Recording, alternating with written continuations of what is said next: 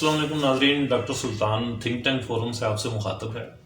آج ہم نے جس موضوع کا انتخاب کیا ہے وہ یہ ہے کہ ہمارے کچن میں وہ کون سی چیزیں شامل ہو چکی ہیں جو اصولاً ہونی نہیں چاہیے تھی۔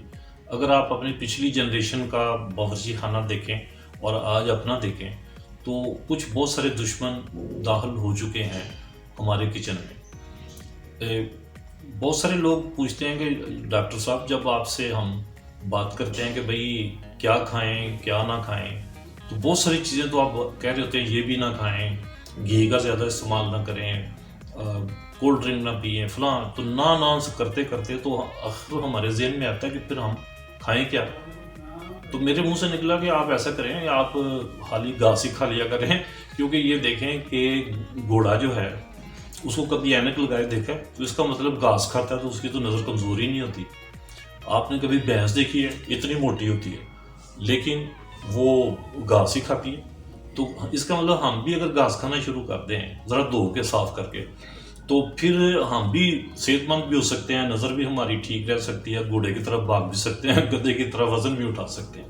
مگر یہ بات مذاق کی حد تک تو شاید ٹھیک ہو، لیکن اگر میں اپنے بچپن کا کچن دیکھتا ہوں اور آج اپنا دیکھتا ہوں تو کچھ ایسی چیزیں پہلے نہیں تھی اب ہیں۔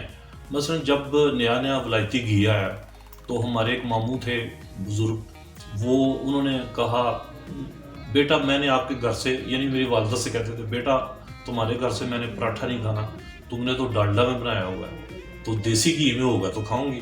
تو لیکن اب دیکھیں اتنے عرصے کے بعد ہم یہ چیز ہی بھول گئے کہ بھئی کس طرح کا پراٹھا کھانا ہے۔ تو آئیں ذرا اپنے نا کچن پر نظر ڈالیں کہ ہم نے خود ہی بازار سے بیماریاں خرید کے اندر جمع کی ہوئی ہیں اور پھر اندر سے کھا پی کے ہم اور ہمارے بچے بیمار ہونے شروع ہو گئے ہیں، اور ہم کہتے ہیں لوگوں سے یہ کیا ہوا ہے، ان کو کیوں بیمار ہوئے ہیں؟ بھائی ہم نے ان کے لیے غیر صحت مند چیزیں جو ہے نا کچن میں جمع جو کر چھوڑی ہیں۔ آج کل کا بچہ جو ہی ہم چلنے کے قابل ہوتا ہے تو فریج بھی کھولنے کے قابل ہو جاتا ہے۔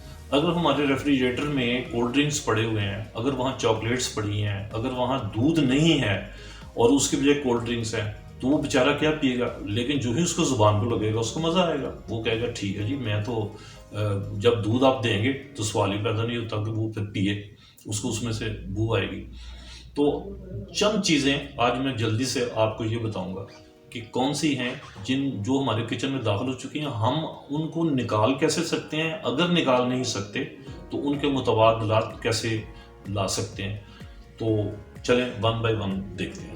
پہلے تو کھانے والی چیزوں پر آتے ہیں۔ ہمارے کچن میں جب سارا دیکھتے ہیں نا تو بہت ساری چیزیں میٹھی پڑی ہوئی ہیں، چینی کہیں پڑی ہے، کہیں شہد پڑا ہے، کہیں سویٹ ڈش بنی پڑی ہے، اس طرح بہت ساری میٹھی چیزیں ہیں۔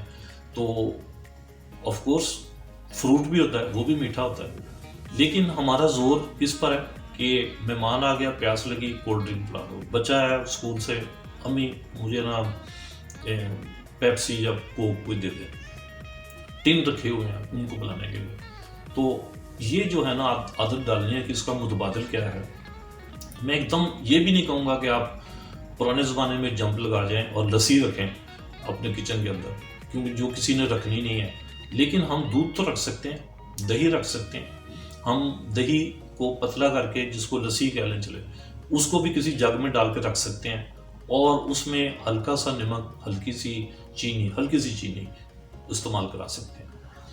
تو ایک تو میٹھے جو ہے نا اپنے کچن میں سے کم کریں، اور اس کے متبادلات جو ہیں اس میں یہ ہے کہ جیسے بچوں کے لیے فروٹ جو کہ ان کی پسند کا بھی ہو، آپ کے بھی فروٹ تو سارے صحت مند ہوتے ہیں تو وہ بچے کے منہ کو اتنا زیادہ میٹھا لگتا نہیں۔ دوسرا ہمارے کچن میں ایک چیز داخل ہو گئی ہے، وہ ہے مصنوعی پروسیس کی ہوئی غذائیں، جیسے کوکنگ آئل ہے۔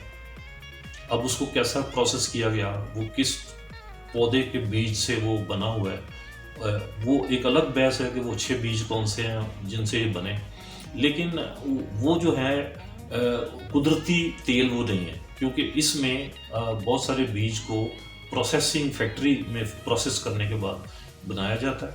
اور چکنائی پھر کیا ہے کہ ہم ایک کام تو کر سکتے ہیں اور وہ بڑی حد تک صحت مند بھی ہے، وہ یہ ہے کہ دودھ جو ہم لیتے ہیں تو اگر اس میں سے ہم रोज़ाना हिसाब से थोड़ी थोड़ी मलाई निकालते रहें तो वो एक दिन एक पेड़ा सा बन जाएगा या एक बाउल सा भर जाएगा।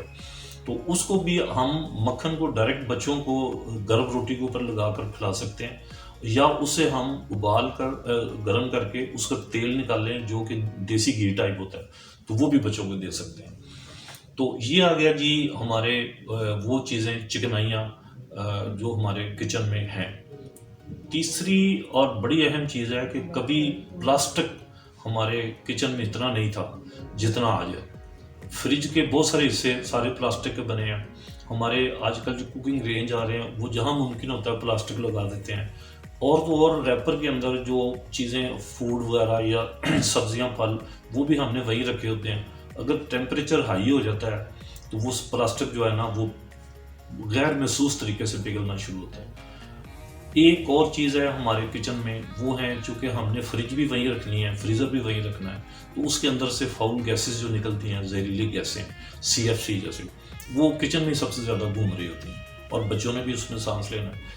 तो ये नाजरीन आज का पैगाम जो है वो ये है कि हमारी सेहत की जो इब्तदा है वो अगर हम अपने किचन से कर लें तो मेरे ख्याल में शायद हमें अगर मेरे डॉक्टर दोस्त नाराज़ ना हों तो डॉक्टरों के पास जाने का कम मौका मिले और हम अंदर से ही सेहतमंद रह सकते हैं। बहुत शुक्रिया आपका।